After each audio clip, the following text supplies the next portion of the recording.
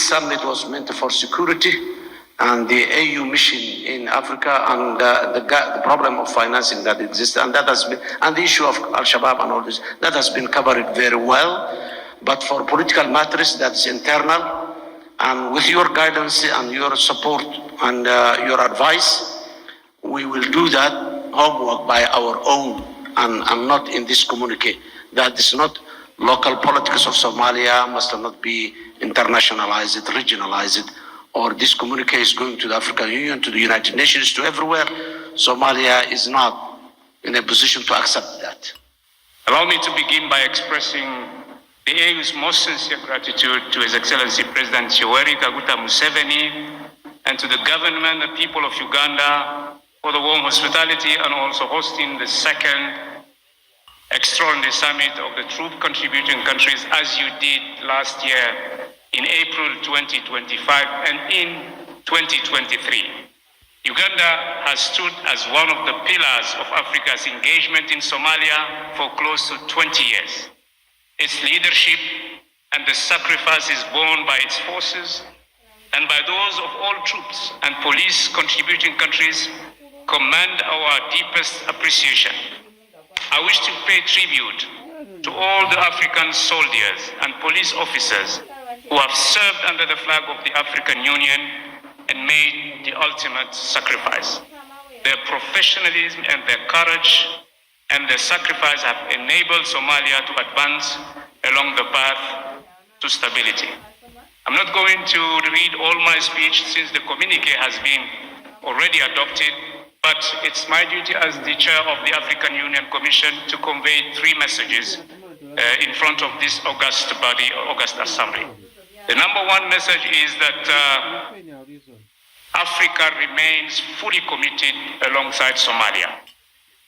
The second message, that we are determined to preserve the gains of AUSOM and to conduct an orderly transition grounded in the realities on the ground.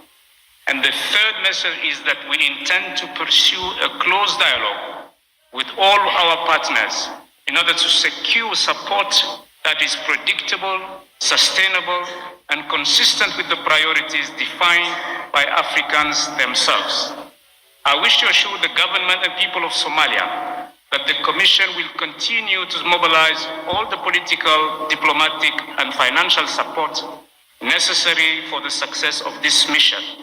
The AU Commission will continue to accompany Somalia towards a lasting peace in the interest of its people and in the interest of our continent. In the closed session, but maybe here I can just make 2 points.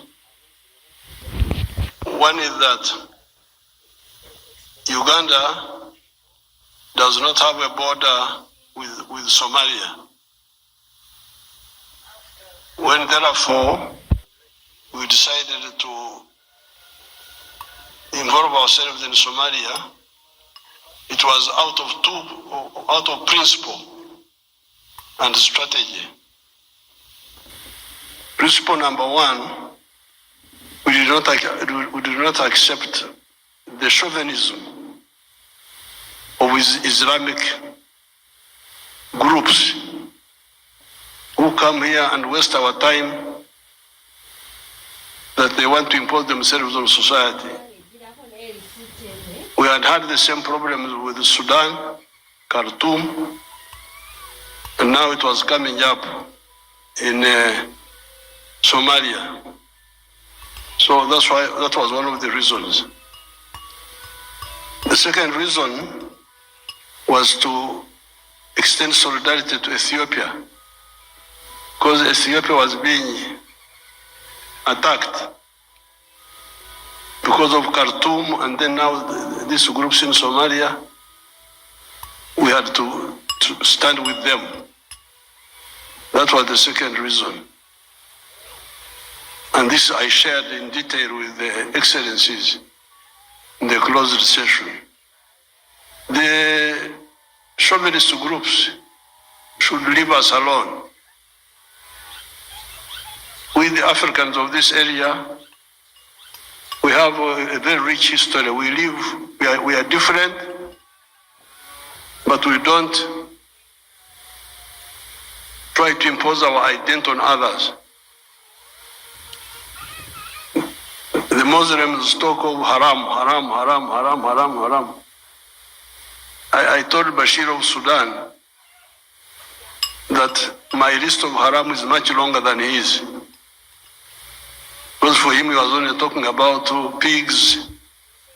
But according to the Ugandans in the savannah, we have got a longer list of haram, which I don't want to go into. I told the meeting in the closed session. But we accept one another. Whatever you are, you don't impose yourself on me, nor do I impose myself on you. So that's one point I just wanted to mention. The second one is that these Western countries pulling out, this is not a problem. If they want to pull out, they pull out. Because all the problems we have solved here, we never did them with anybody's support. We were working with our brothers. When we got rid of Idi Amin, who supported us? It was Tanzania and Mozambique only, and us. On the issue of Sudan, who was involved, we can manage.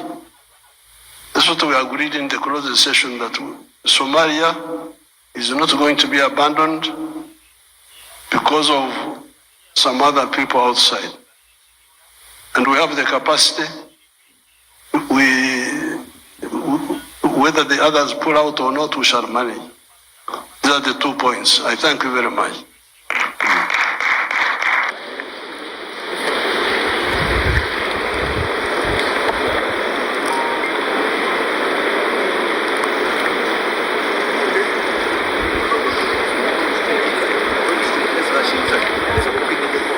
If you will come later,